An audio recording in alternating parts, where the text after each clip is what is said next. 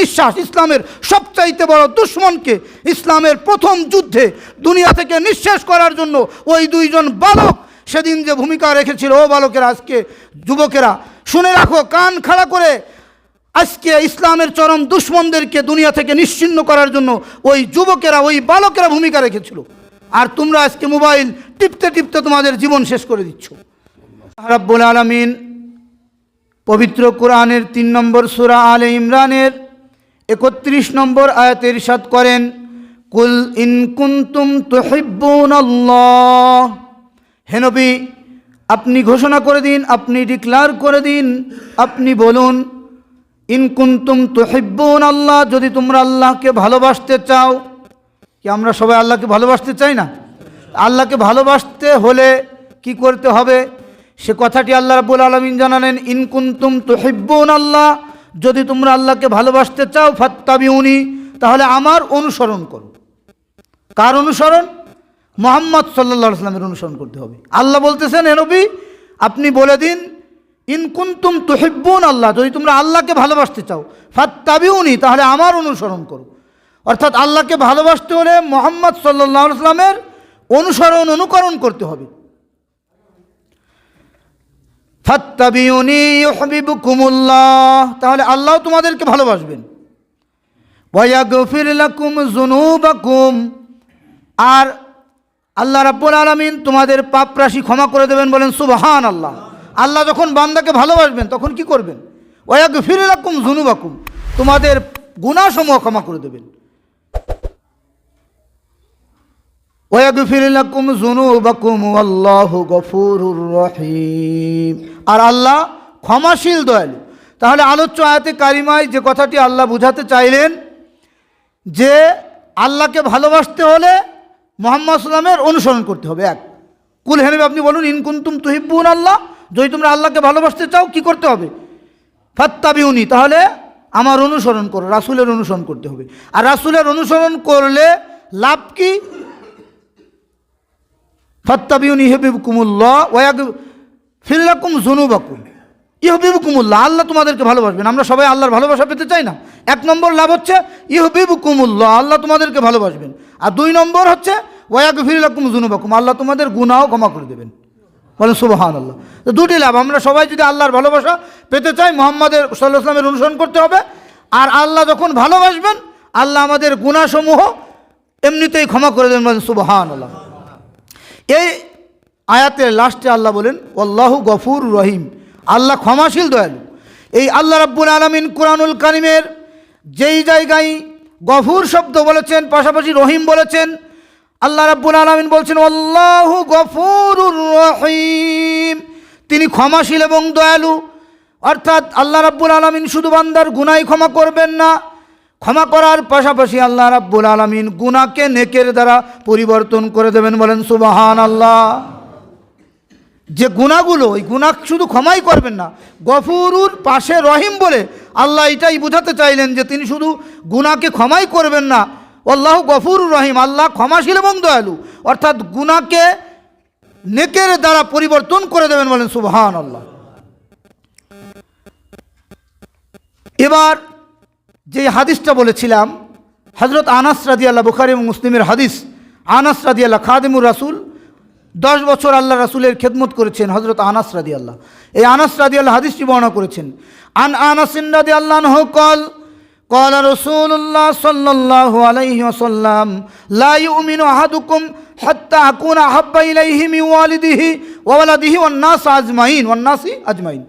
হযরত আনাস রাদিয়াল্লাহু বলেন, আল্লাহর নবী বলেছেন, তোমরা ততক্ষণ পর্যন্ত পরিপূর্ণ মুমিন হতে পারবে না, ইমানদার হতে পারবে না, যতক্ষণ পর্যন্ত আমি নবীকে, তোমার পিতামাতা, তোমার সন্তান সন্ততি, পৃথিবীর সমস্ত মানুষের থেকে আমাকে যতক্ষণ পর্যন্ত বেশি ভালো না বাসবে, ততক্ষণ পর্যন্ত তোমরা পরিপূর্ণ ইমানদার হতে পারবে না।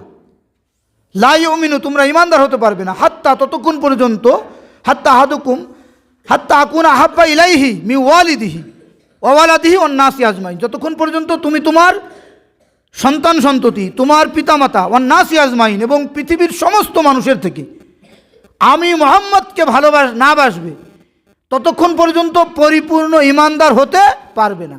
এখন যদি আমরা আমাদের দিকে তাকাই যে আমরা কি আমাদের সন্তান সন্ততি, আমাদের পিতামাতা, নিজের জীবন, এমনকি পৃথিবীর যে কোনো মানুষের থেকে মুহাম্মদ সাল্লাল্লাহু আলাইহি ওয়াসাল্লামকে ভালোবাসতে পেরেছি? যদি তাই হতো তাহলে আমরা নামাজ ছাড়তে পারতাম না, ইসলামের অনুসরণ করতাম, ঠিক না বেঠিক? কোনো বিধানই আমরা মানতে পারছি না, কারণ আমরা মুখে ভালোবাসার দাবিদার। প্রকৃত যদি ভালোবাসতাম তাহলে কিন্তু ইসলামের অনুকরণ আমরা সহজেই করতাম, ঠিক না বেঠিক? ভালোবাসে বেসেছিলেন সাহাবায়ে কেরাম। আমরা অনেক সাহাবায়ে কেরামের অনেক ঘটনা জানি যে তারা কীরকম রাসূলুল্লাহ সাল্লাল্লাহু আলাইহি ওয়াসাল্লামকে ভালোবাসতেন। এজন্য তাদের থেকে শিক্ষা নিতে হবে। ওই জামানায় আল্লাহ রাব্বুল আলামিন তাদেরকে পাঠিয়েছিলেন, সাহাবী হিসেবে নির্বাচিত করেছিলেন, মুহাম্মদ সাল্লাল্লাহু আলাইহি ওয়াসাল্লামের সাথী হিসেবে, কারণ তারা রাসূলকে সেইভাবে মহব্বত করতে পারবেন বিধায় ওই জামানায় তাদেরকে পাঠিয়েছিলেন।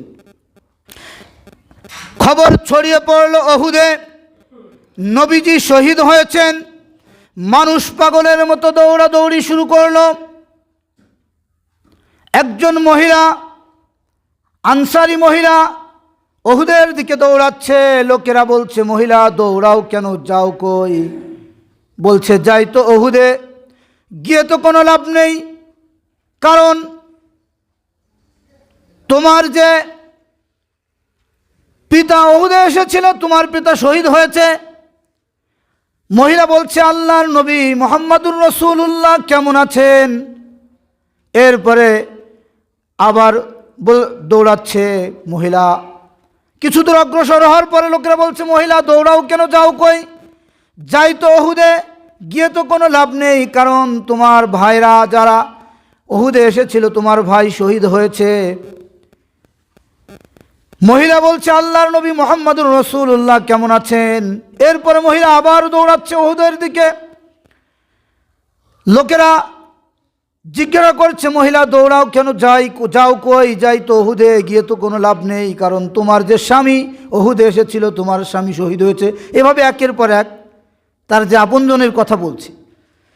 মহিলা বলছে, আল্লাহর নবী মুহাম্মাদুর রাসূলুল্লাহ কেমন আছে সে কথাটি আগে বলো। এরপরে মহিলা আবারও দৌড়াচ্ছে উহুদের দিকে। দৌড়াতে দৌড়াতে কিছু দূর যাওয়ার পরে মহিলাকে লোকেরা বলছে, মহিলা দৌড়াও কেন, যাও কই? যাই তো উহুদে, গিয়ে তো কোনো লাভ নেই, কারণ তোমার যে সন্তানেরা উহুদে গিয়েছিল, ওই সন্তানেরা শহীদ হয়েছে। মহিলা বলছে, শুনতে চাই না ওগুলো, বলো কেমন আছে আমার দয়ার নবী। এটাই ছিল আল্লাহর নবীর ভালোবাসা ওই জামানার। শুধু পুরুষ সাহাবারা না, মহিলারাও আল্লাহর নবীকে এইভাবে করে, বিশ্ব নবীকে জীবনের চাইতে তারা মহব্বত করতে, নিজের সমস্ত মানুষের থেকে। এখানে তো বোঝা গেল পিতা মাতা, সন্তান সন্ততি, আপনজন সবার থেকে তারা মহব্বত করেছে রাসূলকে। এরপরে যখন দেখেছে যে রাসূল আক্রান্ত অবস্থায় আছেন, ওখানে রাসূলকে দেখে তারপরে বলছে, ইয়া রাসূলুল্লাহ, আপনি জীবিত আছেন, আমার কাছে অন্য সব কিছু তুচ্ছ মনে হচ্ছে, কারণ আপনি যে অক্ষত আছেন, এর চেয়ে বড় সুসংবাদ, এর থেকে ভালো সংবাদ আর হতে পারে না। বলেন সুবহানাল্লাহ। ভালোবাসার দাবিদার যারা, হযরতে তালহা কেমন ভালোবাসতেন নবীজিকে। উহুদের যুদ্ধে একা একজন সাহাবী তালহার শরীরে বিশ্বনবীর দিকে তীর আসছে, তালহা দৌড়িয়ে ওই তীরের দিকে যাচ্ছে। তীরের আঘাতে তালহার শরীর কোথাও কখনো বুকে, কখনো হাতে, পিঠে, এভাবে একটা নয় দুইটা নয়, মুহাম্মাদুর রাসূলুল্লাহকে অক্ষত রাখতে গিয়ে হযরতে তালহা রাদিয়াল্লাহু, একটা নয় দুটা নয়, গুনে গুনে দেখা গেল 80টি তীরের আঘাত একা একজন সাহাবী তালহার শরীরে। ও মুসলমান, ওই কিয়ামতের দিনে যারা ভণ্ড ভালোবাসার দাবি করো, তালহা রাদিয়াল্লাহু যদি ওই দিন দাঁড়িয়ে যায় যে আমি মুহাম্মদ সাল্লাল্লাহু আলাইহি ওয়াসাল্লামের সাহাবী তালহা বিশ্বনবীকে অক্ষত রাখতে গিয়ে একটা নয় দুটি নয় 80টা তীর আমি তালহার শরীরে বিদ্ধ হয়েছিল, আজকে বিশ্বনবীর অপমান করা হচ্ছে। অনেক জায়গায় আমরা নীরব থাকি। বিশ্বনবীর অপমানে যদি না কাঁদে তোমার মন, মুসলিম নয় মুনাফেক, তুই রাসূলের দুশমন। এজন্য আজকে ওই তালহা যদি দাঁড়িয়ে যায়, সেই দিন আমরা কি জবাব দেব? কারণ বিশ্বনবীর ভালোবাসায় তিনি তার শরীর পেতে দিয়েছে তারা। এরকম অসংখ্য সাহাবীদের ঘটনা আছে। এই উহুদের যুদ্ধে আর একজন সাহাবীর চোখের ভিতর তীর লেগে গেছিল, চোখের ভিতর, রাসূলকে সেভ করতে গিয়ে তীর আসছে, মুহাম্মদ সাল্লাল্লাহু আলাইহি ওয়াসাল্লামকে গায়ে যাতে না লেগে তিনি আগে বেড়েছেন, বিশ্বনবীর ঢাল হিসেবে ব্যবহার দাঁড়িয়ে গিয়েছেন। চোখের ভিতর তীর লেগেছে, চোখটা একদম বের হয়ে চলে আসছে তীরের সাথে। তখন ওই সাহাবী বলছি, ইয়া রাসূলুল্লাহ, আমি এই অবস্থায় আমার স্ত্রীর কাছে ফিরে যেতে কষ্ট পাচ্ছি, কারণ তিনি তার স্ত্রীকে মহব্বত করতেন। আল্লাহ রাসূল তার চোখটা ধরে ভিতরে খুপরির ভিতরে লাগিয়ে দিলেন। এরপরে তাকে বললেন, তুমি কি দেখতে পাচ্ছ? তিনি পূর্বের থেকেও দ্বিগুণ তার চোখের পাওয়ার হয়ে গিয়েছিল, বরং যে চোখটা ভালো ছিল ওই চোখের থেকেও বেশি পাওয়ার সম্পন্ন হয়ে গিয়েছিল তার ওই চোখটা। বিশ্বনবী মুহাম্মদ রাসূলুল্লাহ যখন তার ওই চোখটা যথাস্থানে স্থাপন করে ডলে দিলেন, তার চোখটা ভালো হয়ে গেল। বলেন সুবহানাল্লাহ। এইভাবে করে বিশ্বনবীর সাহাবায়ে কেরাম আল্লাহর নবীকে কত মহব্বত করতেন। আর একজন মহিলা তাবুকের যুদ্ধে বিভিন্ন সাহাবীদেরকে নবীজি দান করতে বললেন, সাহাবীগণ দান করলেন। হযরত আবু বকর তার সমস্ত সম্পদ দিয়ে দিলেন রাসূলের ভালোবাসায়। ওমর তার অর্ধেক সম্পদ দান করলেন। উসমান 3 ভাগের 1 ভাগ দান করলেন। প্রথম খলিফা আল্লাহ কাকে বানিয়েছেন? পুরোটা আবু বকর। ওমর অর্ধেক দান করেছিলেন, ওমরকে দ্বিতীয় খলিফা বানিয়েছেন। 3 ভাগের 1 ভাগ উসমান দান করেছিলেন, উসমানকে তৃতীয় খলিফা বানিয়ে দিয়েছেন। বলেন সুবহানাল্লাহ। এইভাবে করে তারা দান করছেন। মহিলারা নাকের নাকফুল, কানের দুল দান করলো, সম্পদের স্তূপ হয়ে গেল। একজন মহিলা এসে বলছে, ইয়া রাসূলুল্লাহ, কিছুদিন পূর্বে আমার স্বামী এক জিহাদে শহীদ হয়েছে, আমার তো দেওয়ার মতো কিছু নেই। আমার ইচ্ছা ছিল বিশ্বনবীকে আমার সম্পদ থেকে একটা ঢাল এবং একটা তরবারি কিনে দেব, কিন্তু আমার তো সেই সামর্থ্য নেই। ইয়া রাসূলুল্লাহ, আপনি যাচ্ছেন তো আমার তো কোনো সামর্থ্য নেই, ঢাল দেওয়ার ক্ষমতা নেই, তবে আমার এই সন্তানটিকে দিলাম, আপনার ঢাল হিসেবে ব্যবহার করবেন, নিয়ে যান আমার এই সন্তানটিকে। নবীজি বলেন, ও মহিলা, আমি তো কোনো প্রমোদ ভ্রমণে যাচ্ছি না, আনন্দ ভ্রমণে যাচ্ছি না, তোমার এই দুধের শিশুকে নিয়ে আমি কি করব? মহিলা বলছে, ইয়া রাসূলুল্লাহ, হে ইয়া হাবিবাল্লাহ, যদি কোনো আপনার দিকে যদি তরবারি আঘাত করা হয়, আমার এই দুধের সন্তানকে যদি ওই তরবারির দিকে ধরা হয়, আমার সন্তান হয়তো তরবারির আঘাতে দ্বিখণ্ডিত হয়ে যাবে, কিন্তু বিনিময়ে বিশ্বনবী মুহাম্মদুর রাসূলুল্লাহ অক্ষত থাকবে। আপনার দিকে যদি তীর মারা হয় আর আমার এই সন্তানকে যদি ঢাল হিসেবে ব্যবহার করা হয়, তীরের আঘাতে হয়তো আমার এই সন্তান ক্ষতবিক্ষত হয়ে যাবে, কিন্তু বিনিময়ে বিশ্বনবী মুহাম্মদুর রাসূলুল্লাহ অক্ষত থাকবে। আপনার দিকে যদি বর্ষা নিক্ষেপ করা হয় আর যদি আমার সন্তানটিকে ঢাল হিসেবে ধরা হয়, আমার সন্তান হয়তো ঢাল ব্যবহার করতে পারবে না, তরবারি ব্যবহার করতে পারবে না, আমার সন্তান হয়তো বর্ষা নিক্ষেপ করতে পারবে না, কিন্তু সে তো ঢাল হিসেবে ব্যবহার হতে পারবে, তাকে ঢাল হিসেবে ব্যবহার করা যাবে। আপনি আমার সন্তানকে নিয়ে যদি ঢাল হিসেবে ব্যবহার করা হয়, আমার সন্তানের জীবনের বিনিময়ে মুহাম্মদুর রাসূলুল্লাহ যদি অক্ষত থাকে, এজন্যই আমি আপনাকে বলছি আমার সন্তানকে আপনি নিয়ে যান। আল্লাহ রাসূল বড় আবেগী হয়ে গেলেন, বললেন, মহিলা, তোমার সন্তানকে দেওয়া লাগবে না, তোমার সন্তানকে নিয়ে যাও, কিন্তু তোমার এই দানকে আল্লাহ রাব্বুল আলামিন কবুল ও মঞ্জুর করে নিয়েছে। এইভাবে করে সাহাবায়ে কেরাম বিশ্বনবী মুহাম্মদুর রাসূলুল্লাহকে ভালোবাসতেন, নিজের জীবনের চাইতে বেশি মহব্বত করতেন, সন্ততির চাইতে বেশি মহব্বত করতেন। এই ঘটনা দ্বারা কি প্রমাণ পায়? সন্তানদের চাইতে বেশি মহব্বত করতেন কিনা? পিতামাতা, সন্তান, সন্ততি নিজের জীবনের চাইতে মুহাম্মদ সাল্লাল্লাহু আলাইহি ওয়াসাল্লামকে যতক্ষণ পর্যন্ত ভালোবাসা না হবে ততক্ষণ পর্যন্ত নবীজি বলেছেন তোমরা পরিপূর্ণ মুমিন হতে পারবে না। এজন্য আমার ভাই বাবাজিরা, সাহাবায়ে কেরাম তারা তাদের জীবনের চাইতে বেশি মহব্বত করতেন মুহাম্মদ সাল্লাল্লাহু আলাইহি ওয়াসাল্লামকে। আল্লাহর নবী হিজরত করে মক্কা থেকে যখন মদিনায় আসলেন, আল্লাহ রাসূলের কাছে দুইজন বালক, একজনের বয়স 8 বছর, একজনের বয়স 10 বছরের মতো হবে, তারা গেলেন। আনসারি দুইজন বালক গিয়ে বলছে, আপনার বাড়ি কোথায়? বলছে, আমার বাড়ি তো মক্কায়। বলছে, কেন এসেছেন এখানে? বলছে, ওই মক্কার লোকেরা আমার উপর অনেক নির্যাতন করেছে, বিশ্বনবীকে অনেক নির্যাতন করা হয়েছে। তিনি যখন নামাজ পড়তে দাঁড়াতেন তার পিঠের উপর নাড়ি বুড়ি দিয়ে রাখা হতো, এইভাবে করে অনেক নির্যাতন করা হয়েছে। নবীজি বললেন, আমাকে ওই মক্কার লোকেরা নির্যাতন করেছে, আমি এজন্য তোমাদের কাছে এসেছি, তোমরা কি আমাকে ভালোবাসবে? ওই দুইজন সাহাবী বলছে, মক্কায় আপনাকে সবচাইতে বেশি নির্যাতন কে করেছে? আল্লাহর নবী বললেন, আবু জেহেল। ওই মাস এবং মুআজ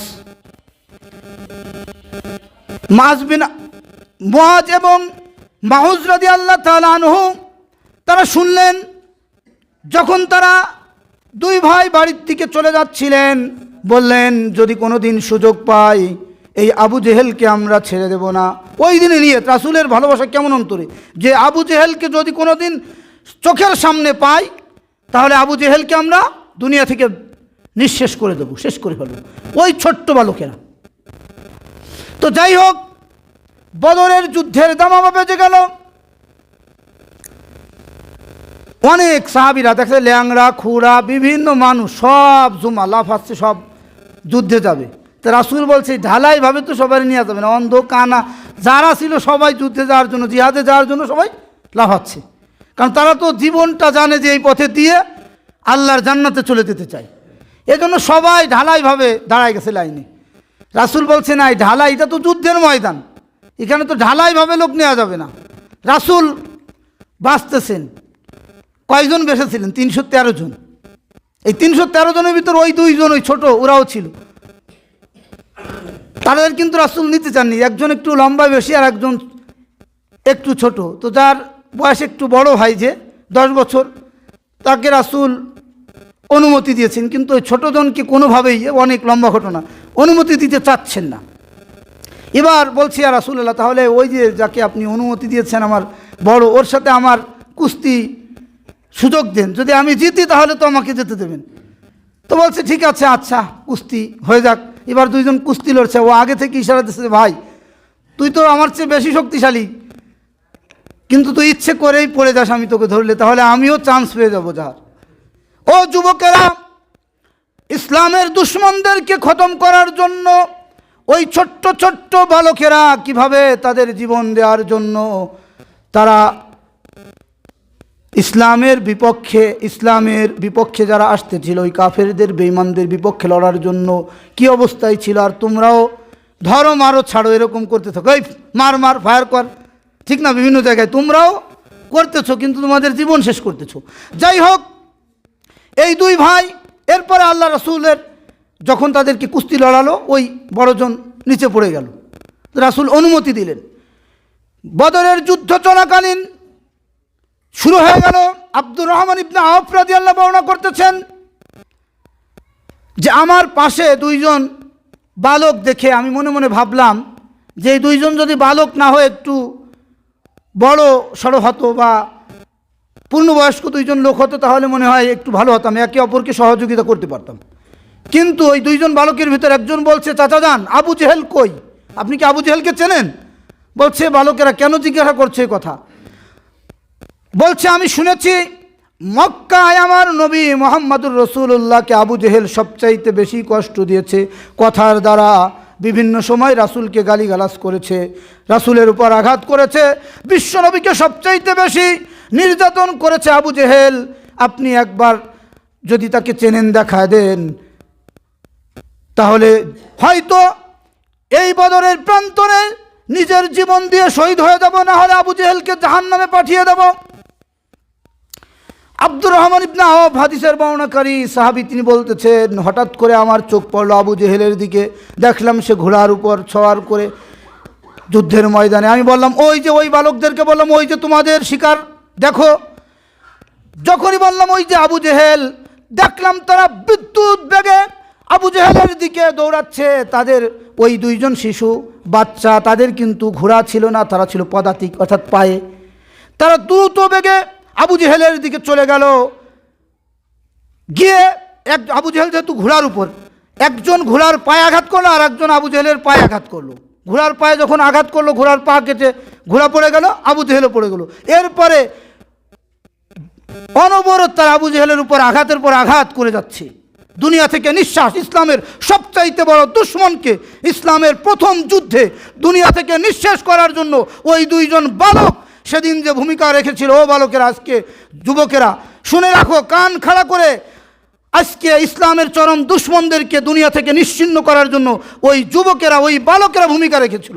আর তোমরা আজকে মোবাইল টিপতে টিপতে তোমাদের জীবন শেষ করে দিচ্ছ, চোখ শেষ করে দিচ্ছ, জীবনটাও শেষ করে দিচ্ছ।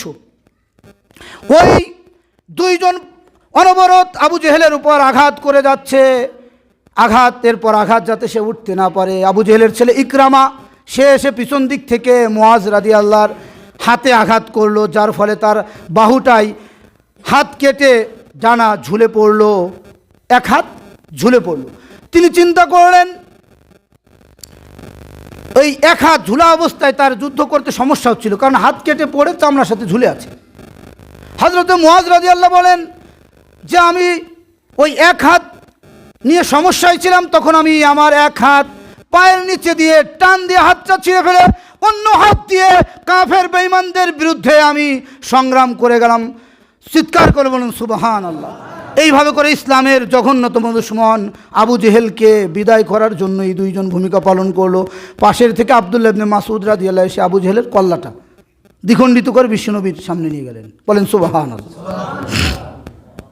তাহলে রাসূলের ভালোবাসায় তাদের এই যে যেটা করলেন, বিশ্বনবীর ভালোবাসা তাদের কীরকম ছিল। আজকে আমরা আল্লাহ রাসূলের ভালোবাসা কোনো কিছু করছি না, এমনকি আমরা নামাজ পড়ছি না, ইসলামের কোনো হুকুম পালন করছি না, ঠিক না ঠিক? অনেকের বিরুদ্ধ হয়ে যাচ্ছি, তারপরেও যদি দাড়ি রাখার কথা বলা হয় রাখছি, বলেন। এই জায়গা সবাই নীরব। এই জন্য আজকে শুধু বিশ্বনবীর ভালোবাসা আমরা যে আলোচনা শুনছি, এটার থেকে কিছু শিক্ষা নিয়ে যাব যে একজন মানুষও যদি পরিবর্তন হয়ে যেতে পারে, যে যারা দাড়ি কাটছি প্রতিনিয়ত, দাড়িটা ছেড়ে দেই, পারা যাবে না?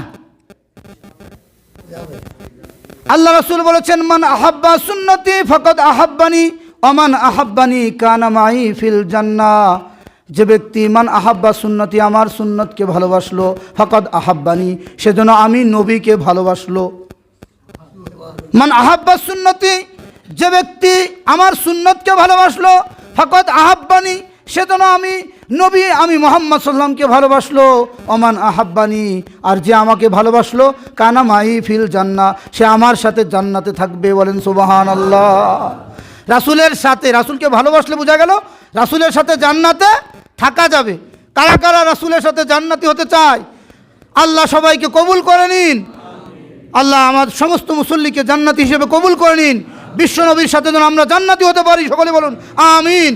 আল্লাহ সবাইকে কবুল করে নিন। তাহলে আমরা দাড়ি রাখবো তো? দাড়ি ছেড়ে দেবো? যারা দাড়ি এখনও কাটছি, বিশ্বনবীর মহব্বতে আমরা শুনেছি, নামা হাত নামাই, আল্লাহ সবাইকে কবুল করুন, যে মহিলা তার সন্তানকে দিতে চাইলেন ঢাল হিসেবে ব্যবহার করতে, ঠিক না ঠিক? আবার ওই যে কয়েকটা ঘটনাই বলা হয়েছে যে তারা নিজের জীবনকে, জীবনের চাইতে, সন্তানের চাইতে, তার সবার চাইতে বেশি ভালোবেসেছেন মুহাম্মদ সাল্লামকে। আর আমরা ওই রাসূলকে ভালোবেসে দাড়িটা রাখতে ছেড়ে দিতে পারবো কি পারবো না? আজকের আলোচনা সফল সার্থক হবে, আমাদের নাজাতের ওসিলা হবে যদি আমরা দু একজন মানুষও, যারা অধিকাংশ মানুষ মাশাআল্লাহ দাড়ি আছে, যারা রাখি না, বয়স হয়ে গেছে, দাড়িটা তখন আপনাকে দেওয়া হচ্ছে যখন আপনি রাখার উপযুক্ত, জন্মের পরেই তো দেওয়া হয়নি, ঠিক না ঠিক? আর এই দাড়িটা বিশ্বনবীর ভালোবাসার জন্য আমরা দাড়ি ছেড়ে দিতে পারবো না? আল্লাহ রাব্বুল আলামিন, আল্লাহ রাসূলের একজন সাহাবী রাসূলের কাছে এসে বলছে, ইয়া রাসূলুল্লাহ, কিয়ামত কখন হবে? তো বলছে, কিয়ামত কখন হবে এটা জেনে তোমার কী লাভ? তুমি কিয়ামতের কতটুকু প্রস্তুতি নিয়েছো?